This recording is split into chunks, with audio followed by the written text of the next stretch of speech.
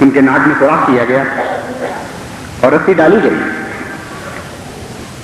اور ہجوم تھا ایک جو ہنستا اور شور مچاتا اور تان و تشنیع کرتا ہوا آپ کے ساتھ چلا جا رہا اور ان کے درمیان کابل کی گلیوں سے استقامت کا شہزادہ سر اٹھائے ہوئے گزر رہا تھا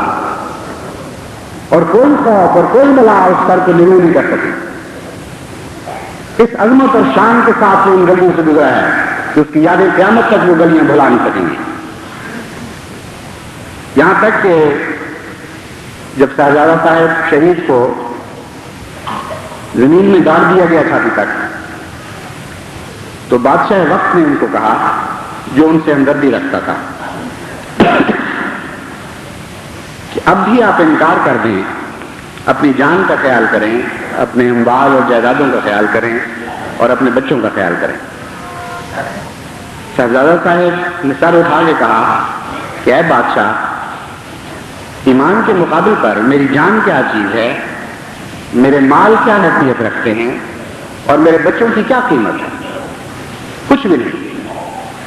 اس لیے تم وہی کرو جس کا تم ارادہ کر چکے ہو. اس پر بادشاہ وقت نے کہا کہ مجھے اجازت دو, اگر تم انکار نہیں کرنا چاہتے مجھے اجازت دو کہ میں اعلان کر دوں. انہوں نے کہا نہیں, میں اس کی بھی اجازت نہیں دیتا اور جو تمہیں کرنا ہے جلدی کرو. چنانچہ بادشاہ نے قاضی وقت سے کہا کہ پہلا پتھر تم مارو. قاضی وقت نے جواب دیا کہ آپ بادشاہ ہیں, آپ پہلا پتھر چلائیں. بادشاہ نے کہا نہیں, شریعت کے بادشاہ تو تم بنے ہوئے ہو, تمہارا حکم چل رہا ہے, میرا نہیں, اس لیے پہلا پتھر بھی تم مارو. چنانچہ قاضی نے وہ پہلا پتھر مارا, جس کے بعد اس طرح پتھروں کی بوچھاڑ ہوئی کہ ان کے سر کے اوپر ایک ڈھیری بن گئی پتھروں کی, جس میں تمام وجود غائب ہو گیا. یہ وہ واقعہ ہے جس کو بعض غیروں نے بھی دیکھا اور مدتوں اس کی کثرت ان کے دل میں رہی. چنانچہ ایک انجینئر جو انگلستان سے وہاں آیا ہوا تھا اور چیف انجینئر تھا,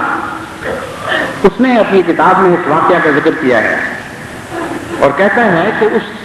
مرد مجاہد کے چہرے پر کوئی خوف نہیں تھا اور مرنے سے پہلے اس نے کہا کہ اے قوم, تم ایک معصوم انسان کو مار رہے ہو, لیکن خدا اس کا خون تمہیں نہیں بخشے گا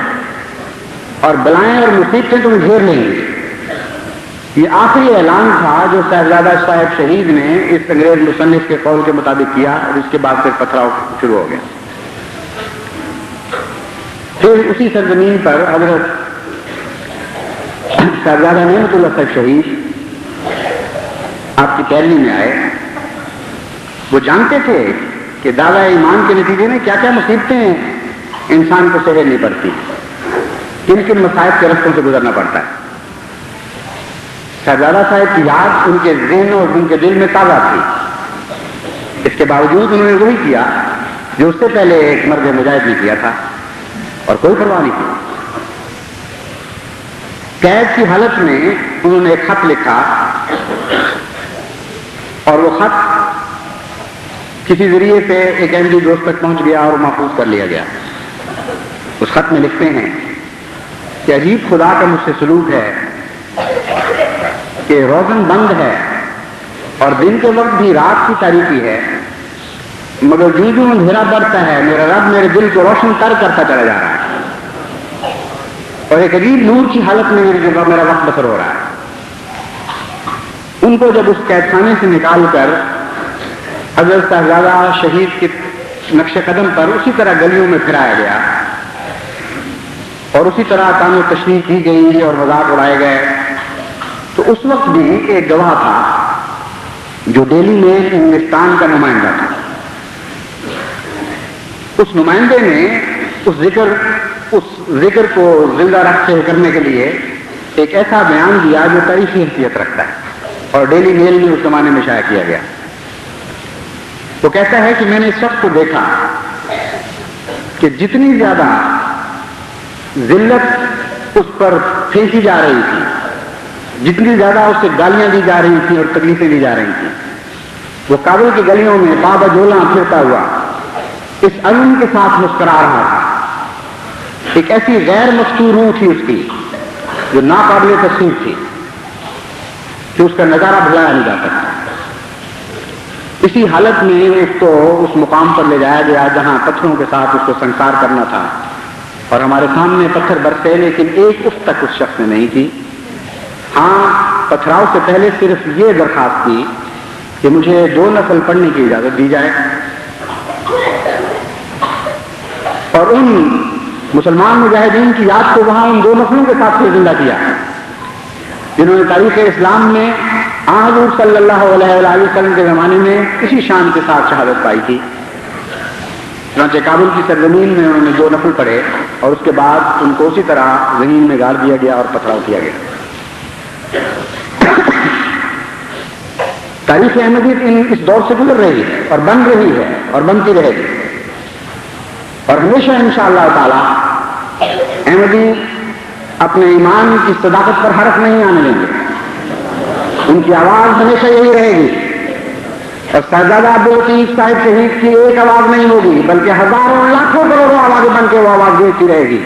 کہ یہ زندگی کیا چیز ہے، یہ اموال کیا چیز ہیں، ان اولادوں کی کیا قیمت ہے، تم نے جو چاہنا ہے کرو اور کر گزرو،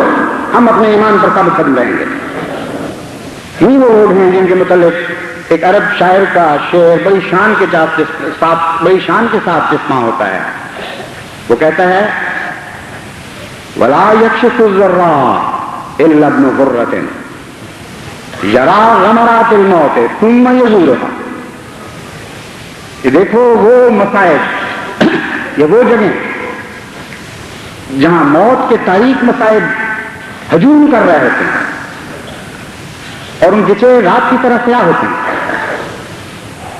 ان مصائب کو کوئی کھول نہیں سکتا مگر آزاد ماں کا بیٹا، جو ان مصائب کی آنکھوں میں آنکھیں ڈالتا ہوا ان کی طرف بڑھتا ہے اور داخل ہوتا ہے، اور ہر تاریکی کو نور اور روشنی میں تبدیل کر دیا کرتا ہے، ہر موت کو زندگی عطا کرتا ہے۔ بس یہ ہیں وہ لوگ رب اللہ کہنے والے اور استقامت دکھانے والے، جن پر خدا کے فرشتے نازل ہوتے ہیں، جن کی ہر تاریکی نور میں تبدیل کی جاتی ہے، اور وہ پھر ہر تاریکی کے میں بسنے والے کو اسی نور کی طرف بلانے والے ہوتے ہیں، جن کا ہر غم خوشی میں تبدیل کر دیا جاتا ہے، اور وہ پھر دنیا کی طرف بڑھتے ہیں کہ آؤ ہم تمہارے غم بھی اٹھائیں اور تمہارے غموں کو بھی خوشیوں میں تبدیل کریں۔ یہ وہی لوگ ہیں جن کو خوف ڈراتے ہیں لیکن وہ ان خوفوں سے خوف نہیں کھاتے، اور پھر وہ دنیا کے خوف ہٹانے کے لیے ان دنیا کی طرف آگے بڑھتے ہیں۔ یہ ہیں وہ داعی اللہ جو ہمیں بننا ہوگا، کیونکہ یہ دنیا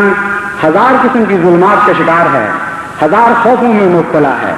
1000 حزن ہے جو سینوں کو چھلنی کیے ہوئے ہیں۔ اے احمدی آگے بڑھ اور ان خوفوں کو دور کر، ان اندھیروں کو روشنی میں تبدیل کر دے اور ان غموں کو راحت و اطمینان میں تبدیل کر دے، کیونکہ تیرے مقدر میں یہ لکھا گیا ہے۔ پر بہت زور دیں، دعا پر بہت زور دیں، کیونکہ حضرت مسیح موعود علیہ السلام کی تعلیم کا خلاصہ یہ ہے کہ اول بھی دعا ہے، آخر بھی دعا ہے۔ داعی اللہ بننا ہے تو اللہ سے مدد مانگے بغیر کس طرح داعی اللہ بن جائیں گے؟ جس کی طرف بلانا چاہتے ہیں اس سے محبت اور پیار کیے بغیر اس کی طرف کیسے بلائیں گے؟ لیکن ان باتوں سے متعلق مزید انشاءاللہ چند گزارشات میں آئندہ خطبے میں کروں گا۔ اللہ تعالیٰ ہمیں توفیق عطا فرمائے کہ دعائیں بہت کریں اور دل کے ساتھ کریں اور مقبول دعائیں کریں، اور ان کے نیک اثرات ہم دیکھیں اور ہمارے طبیعت میں بشاشت پیدا ہو جائے اور مایوسی ختم ہو جائے اور یقین دلوں میں پیدا ہو جائے، ایک عظمت کردار کا احساس پیدا ہو، ہم جاننے لگیں کہ ہم مختلف ہیں، دنیا میں عام لوگوں سے ایک الگ مخلوق ہیں اور خدا والے ہیں